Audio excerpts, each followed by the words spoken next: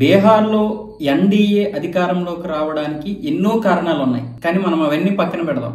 BJP, హిందుత్వం, నరేంద్ర మోదీ, అమిత్ షా ఇవన్నీ పక్కన పెట్టేద్దాం. నితీష్ కుమార్ యొక్క గ్రాఫ్ చూస్తే ఆయన చాలా కృషి ఉంది. ఈ విజయం వెనక గత 20 సంవత్సరాలుగా ఆయన ఎందుకు ఆదరిస్తున్నారు? ఆయన కేవలం బీజేపీని కాదు, ఆర్జేడీ తోటి, కాంగ్రెస్ తోటి కలిసి పోటీ చేసినప్పుడు గెలిచారు, ఎన్డీఏతో కలిసి పోటీ చేసినప్పుడు గెలవడం జరిగింది. దేనికి?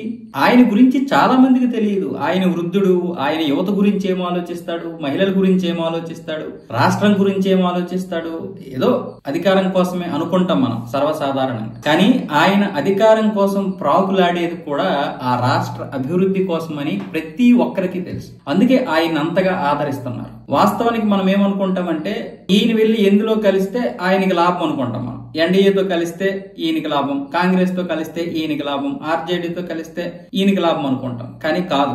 వాస్తవంగా మాట్లాడితే ఈయన ఎన్డీఏతో కలిస్తే ఎన్డీఏకి లాభం, కాంగ్రెస్ తో కలిస్తే కాంగ్రెస్ కి లాభం, ఆర్జేడీతో కలిస్తే ఆర్జేడీకి లాభం. అవును, ఆయన 2005లో అధికారంలోకి వచ్చినప్పుడు అక్కడ అక్షరాస్యత మహిళల్లో కేవలం 32%. నమ్ముతారా మీరు? 32% మాత్రమే అక్షరాస్యత. ఇంకా బీహార్ గురించి మనకు తెలుసు. అక్కడ ఏది కూడా ఒక పర్టికులర్ గా ఒక ప్రాసెస్ తో జరగదు. అంతా కూడా జంగిల్ రాజ్యమే ఉండేది అప్పటి వరకు. 2005లో అంత పర్సెంటేజ్ ఉంటే 2011 నాటికి ఆయన 53% పెంచాడు. కేవలం ఈ 5 సంవత్సరాల కాలంలో 23% పెరిగిందంటే అది సాధారణమైనటువంటి విషయం కాదు. అంతేకాదు, చదువుకుంటున్నటువంటి ఆడపిల్లలకి సైకిల్ ఇచ్చి, ఎవరైతే బడికి వెళ్తారో ఆ బడికి వెళ్ళినటువంటి ప్రతి ఆడపిల్లకి మేము సైకిల్ ఇస్తామంటే ఆ సైకిల్ కోసం కొంతమంది బడికి వెళ్లారు. సైకిల్ ఇస్తున్నారు కదని బడికి వెళ్లారు. సైకిల్ కోసం మాత్రమే బడికి వెళ్ళినటువంటి ఆడపిల్లలు ఉన్నారు. కానీ వెళ్ళలేక చదువుకు దూరమైనటువంటి ఆడపిల్లలు కూడా ఈ సైకిల్ చూసిన తర్వాత చదువు కోసం బడికి వెళ్లి అక్షరాస్యత పెరిగింది. ఆయన ఇలాంటివి చాలా కార్యక్రమాలు చేశారు. ఆయన అధికారంలోకి వచ్చేసరికి 1,70,000 మంది ఆడపిల్లలు చదువుకుంటే 2011 నాటికి 6,50,000 మంది బాలికలు స్కూల్ కి వెళ్లే పరిస్థితి తీసుకొచ్చారు ఆయన. అంతేకాదు, యూనిఫామ్ తెచ్చింది ఈయన హయాంలో బీహార్లో. ఆ యూనిఫామ్ తీసుకొచ్చి అందరూ సమానమే, ఎవరు ఎక్కువ కాదు తక్కువ కాదని చూపించారు. ఆ యూనిఫామ్ చూసిన తర్వాత బీహార్ ప్రజలు ఆశ్చర్యపోయారు. అంటే ప్రపంచంలో అంత జరుగుతున్నది బీహార్లో ఏం జరగలేదని దాని అర్థం. యూనిఫామ్ చూసి ప్రజలు ఆశ్చర్యపోతారు ఎక్కడైనా, కానీ ఇక్కడ ఆశ్చర్యపోయారు. ఆ యూనిఫామ్ చూసిన తర్వాత నిజంగా గొప్పగా ఫీల్ అయ్యారు వాళ్ళు. అంటే ఎందుకంటే ఒక డబ్బున్నటువంటి ఒక వ్యక్తి యొక్క కూతురు లేదా కొడుకు, అలాగే ఒక పేద వర్గానికి చెందినటువంటి వారి పిల్లలు ఒకే బట్టల్లో కనిపించేసరికి వాళ్ళకి ఎంతో ఆనందం వేసిందండి. ఇది చాలా సార్లు మీడియా చెప్పింది కూడా. మేము చిన్నప్పుడు కూడా ఇలాంటివి చదువుకున్నాం మేము. అలాగే దాని తర్వాత స్కాలర్షిప్లు తీసుకొచ్చారు. అంతేకాకుండా ఆడపిల్లలకి బడుల్లో వాళ్ళకి కావాల్సినటువంటి సౌకర్యం అంటే బాత్రూమ్స్ కావచ్చు, ఇవి చాలా ఇబ్బందికరమైనటువంటి పరిస్థితులే. మనం కూడా 19 కిడ్స్ కి 80 కిడ్స్ కి తెలుసు ఇవన్నీ ఎంత ఇబ్బంది పడ్డాం మనం. 2015 వరకు కూడా పెద్దగా ఏ స్కూల్లో కూడా బాత్రూమ్లు లేవు, ల్యాబొరేటరీలు లేవు, ఏమీ లేవు, ఏ సౌకర్యాలు లేవు. కానీ నితీష్ కుమార్ గారు దీని మీద దృష్టి పెట్టారు. అంతేకాదు 2006 నుంచి మహిళల మీద హింస చేస్తున్నటువంటి వారికి సరైనటువంటి కఠినమైనటువంటి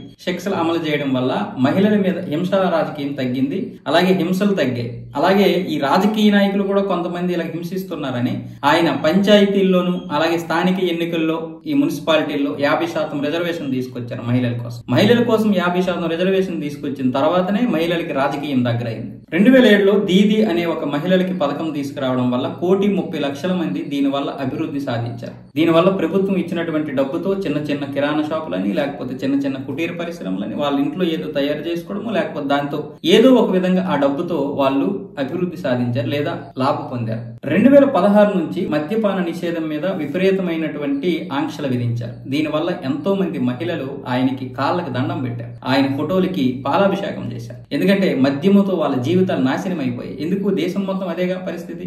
మరి బీహార్ లెక్క ఎలా ఉంటుందో మీరే ఆలోచించండి. బీహార్ లాంటి వెనుకబడిన రాష్ట్రంలో మద్యం ఏ విధంగా ఉంటది? కానీ అది ఆలోచించి 2016లో ఆయన ఈ మద్యంకి సంబంధించినటువంటి ప్రతి దాన్ని కూడా ఆంక్షలతో నింపేశారు ఆయన. అలా మద్య నిషేధం విధించడానికి చాలా కఠినమైనటువంటి నిబంధనలు అమలు చేశారు. రాష్ట్రంలో ప్రతి కుటుంబానికి ముస్లిం అని లేదు, హిందువులని లేదు, యాదవులని లేదు, కులం లేదు, మతం లేదు, ప్రతి ఒక్కరికి 125 యూనిట్లు ఉచితంగా ఇచ్చారు కరెంటు. అంతకు మించి కాల్చితే మాత్రమే బిల్లు వచ్చేది. అలాంటి పరిస్థితి ఎవరైనా చేస్తారా? అంతెందుకు, ఈ ఎన్నికల ముందు కూడా ఈ ఎన్డీఏ ప్రభుత్వంలో దాదాపు 10,000 రూపాయలు ప్రతి ఒక్కరికి వేయడం జరిగింది. అంటే ఇంచుమించు 1,21,00,000 మహిళలకి ప్రతి ఒక్కరి అకౌంట్ లో కూడా 10,000 రూపాయలు వేశారు. అలాగే మీరు ఇంకేదైనా అభివృద్ధి ఇంకా సాధించాలి, ఇంకేదైనా కుటీర పరిశ్రమ పెట్టుకుంటాము, మీరు ఇచ్చిన 10,000 ఇదిగో ఇది చేశాము అని చూపిస్తే వాళ్ళకి 2 లక్షల రూపాయలు ఆర్థిక సహాయం చేసి మరి కొద్దిగా వ్యాపారం చేసుకోవడానికి కూడా ఇప్పుడు మరో 2 లక్షలు ఇవ్వడానికి అయితే ప్లాన్ చేస్తుంది. ఇది అంత ఆశామాషయం కాదు. జంగిల్ రాజుతో విసిగిపోయినటువంటి బీహార్ ప్రజలు నితీష్ కుమార్ ని 20 సంవత్సరాలుగా వదలకపోవడానికి కారణం ఏంటంటే ఇదే. కేవలం జంగిల్ రాజు లాలూ ప్రసాద్ యాదవ్ చేసినటువంటి దుర్మార్గాలు, అకృత్యాలు, హింసల వల్ల మాత్రమే నితీష్ కుమార్ ని గెలిపించడం లేదు. అలా చేస్తే కేవలం ఒకసారి మాత్రమే గెలుస్తారు ఎవరైనా సరే. ఇప్పుడు ఎవరి మీదైనా సరే కోపం ఉంటే మిగతా వాళ్ళని ఒకసారి గెలిపిస్తారు. అంతకుమించి మళ్ళీ 5 సంవత్సరాలు అయిపోతే వాళ్ళకి కోపం పోతే మళ్ళీ పాత వాళ్ళనే గెలిపించుకుంటారు. కానీ నితీష్ కుమార్ ని ఎందుకు గెలిపిస్తున్నారంటే జంగిల్ రాజు చేసినటువంటి అక్రమాలు, దౌర్జన్యాలు అంత దారుణమైనవైతే నితీష్ కుమార్ గారు చేసినటువంటి అభివృద్ధి కార్యక్రమాలు మహిళల్లో ఒక సాధికారతను తీసుకొచ్చి వాళ్ళల్లో ఒక ఆత్మ విశ్వాసాన్ని తీసుకురావడం వల్ల ఈ రోజు బీహార్ లో ఎన్నో లక్షల కుటుంబాలు బాగుపడ్డాయి. అది అంత ఆశామాశయం కాదు. ఇప్పటికీ ఆయన మాట్లాడుతుంటే కంచు కంఠంలో మాట్లాడుతుంటారు. ఆయనకి ప్రతి దాని మీద ఒక క్లారిటీ ఉంటుంది. ఇప్పటికీ ఆయన అవినీతి చేసినటువంటి దాఖలాలు లేవు. ఏ ప్రతిపక్ష నాయకుడు గాని, రాహుల్ గాంధీ గాని, తేజస్వి యాదవ్ గాని ఎవరైనా సరే ఆయనతో కలిసి పనిచేసినా విడిపోయినా సరే అవినీతి చేశాడు, పలానా తప్పు చేశాడు అని ఎవరు కూడా చెప్పలేరు నితీష్ కుమార్ మీద. ఇప్పటికీ జంకుతారు.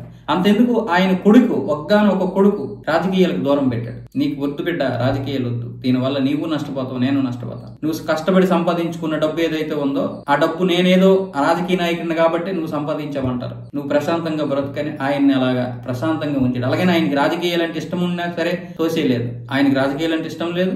అలాగే నువ్వు రాజకీయాల్లోకి రావద్దు, నా రూపాయి నీకు 1 రూపాయి కూడా వద్దు, నీ కష్టమే నువ్వు బ్రతుకని చెప్పారు. 2007లో నితీష్ కుమార్ గారి భార్య చనిపోయారు. న్యూమోనియా వ్యాధితో ఢిల్లీలో చనిపోయారు ఆవిడ.